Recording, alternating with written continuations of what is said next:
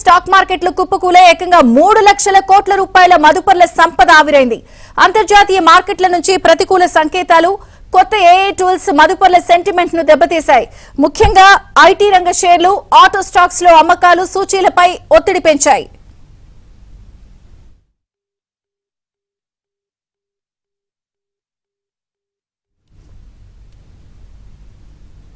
దేశీయ స్టాక్ మార్కెట్లు కుప్పకూలే ఏకంగా 3 లక్షల కోట్ల మదుపర్ల సంపద ఆవిరైంది.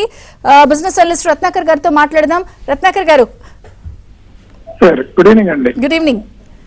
సో ఏంటి స్టాక్ మార్కెట్లో కుప్పకూలిపోయి ఒక్కసారిగా ఏంటంటారు? మేజర్ గా నిన్న రాత్రి క్లాడ్ అంటే ఆంథ్రోపిక్ రిలీజ్ చేసిన ఒక వర్షన్ ఓల్డ్ లెగసీ సాఫ్ట్వేర్ ని ఆటోమేటిక్ గా మోడర్నైజ్ చేస్తారు.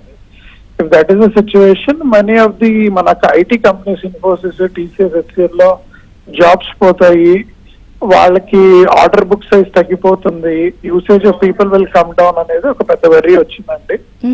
And that panic continue today and expected to continue tomorrow also.